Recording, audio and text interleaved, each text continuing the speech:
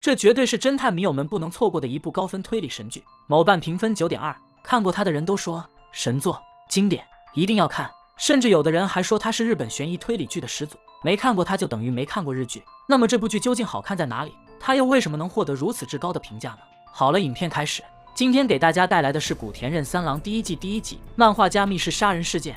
深夜，天空中下着暴雨，一辆红色跑车在蜿蜒的山路上飞驰，车内坐着一位美女和一只金毛。女人叫中森明菜，是一位小有名气的漫画家，正开着车。突然，明菜回想起了前几天发生的一件事，在别墅负一层的仓库里，一名中年男子正在帮他取着什么东西。然而就在这时，明菜趁男人不注意，和狗子悄悄退出了门外，随后将房门反锁。仓库只有大门一个出口，而且房门只能从外面打开。男人究竟是谁？明菜又为何要将他锁在仓库里呢？随后画面回到3天后的雨夜，明菜开着车来到了别墅。由于外面雨下得太大，金毛进屋后在地板上留下了一连串的脚印。记住这个重要的线索，最后他成为了破获此案的关键。刚进屋，明菜就放下行李，径直来到了地下室里。在门口听了一会后，确定没有任何动静，明菜打开了仓库门，果然不出他所料，男人趴在地上已经没了呼吸。与此同时，在别墅的不远处，一辆小轿车坏在了路边，车里坐着的男人就是本片的主角古田任三郎，在外面修车的则是他的部下金泉。金泉淋着暴雨已经修了半个多小时的车，无奈之下，他回到车上告诉古田，现在车子的问题很棘手，根本查不到任何故障，也不知道什么情况，车子无论怎么修都打不着火。听完金泉说的这些，古田指了指仪表盘说，车子打不着火的原因，有没有一种可能是因为它没油了？金泉不可思议地看着古田，随后古田拿出一把手电筒递给了他。刚刚古田在车上休息的时候已经用地图查到，距离这里2-3公里外的地方有一个加油站，现在能解决问题的唯一办法就是金泉跑去加油站买点油回来。此时金泉心中早已是万马奔腾，可这有什么办法呢？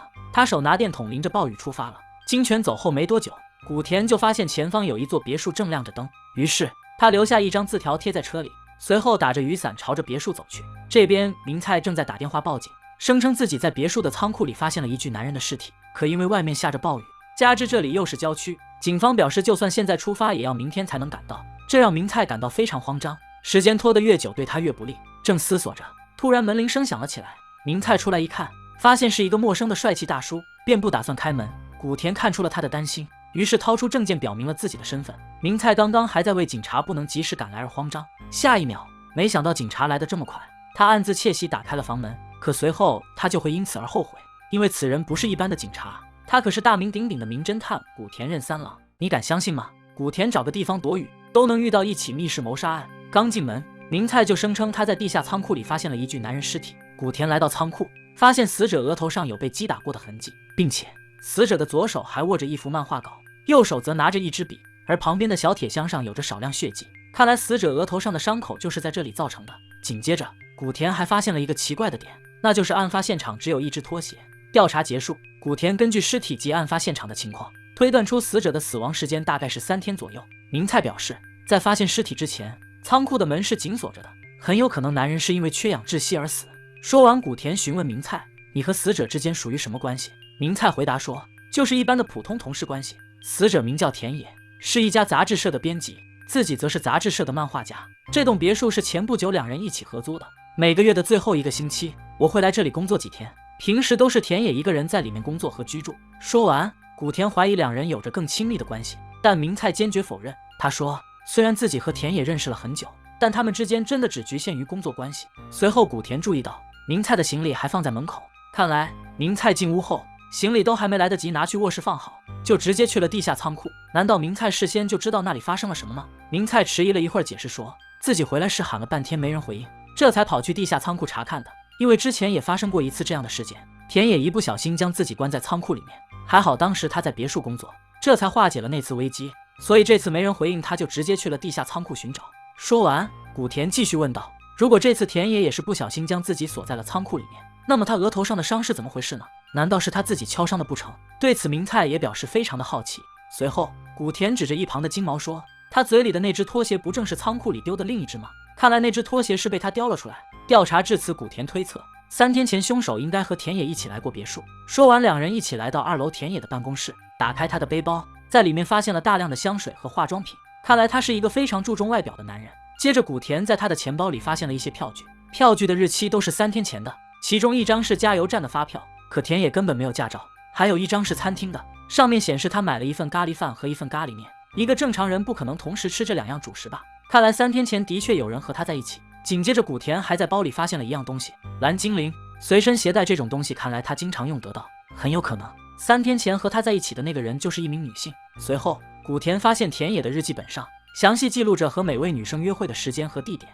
3天前和田野约会的女人代号为 C， 刚好明菜的名字里面也有 C， 那么3天前的女人会不会就是你明菜呢？古田返回案发现场拍了几张照片，离开时顺便拿出了死者手里的漫画稿。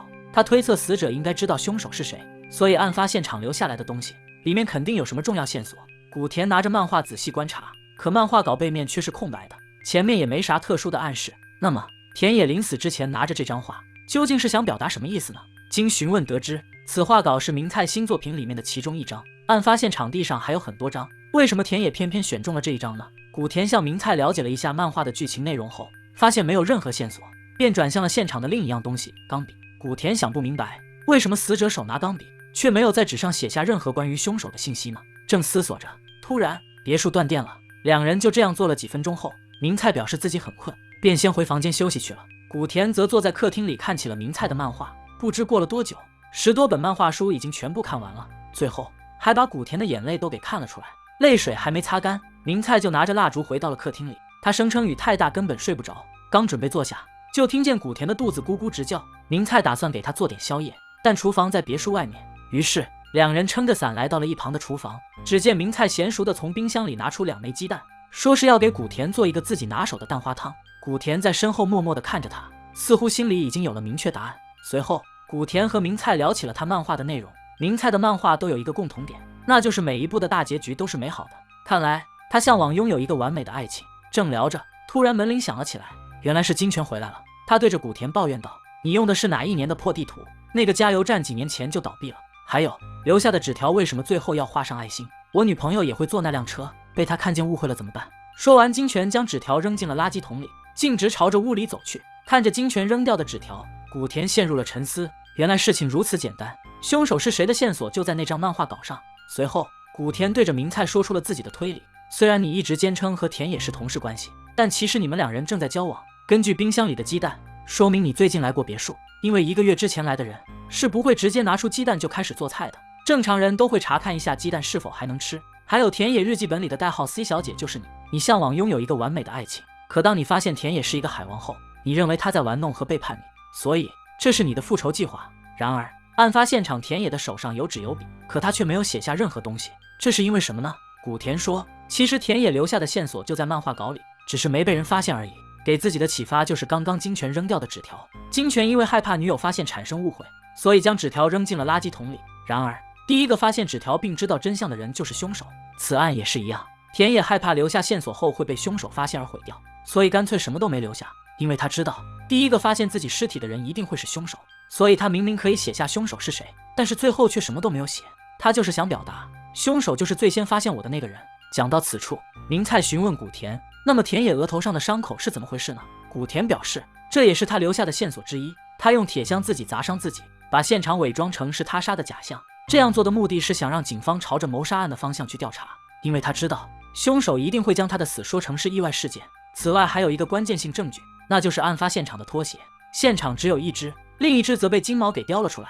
可金毛叼走拖鞋的时间不是今晚，而是案发当天，也就是说拖鞋是被他3天前就叼出来的。可这古田是怎么知道的呢？他对着明菜说，外面下着暴雨，你们从外面回来，如果说拖鞋是被他今天叼出来的，那么现场就一定会有他的脚印。然而地下仓库却没有发现他的一点印记。听完此话，明菜终于承认了自己的罪行。殺してしまったことじゃなくて、出会ったこと。あんな男のために、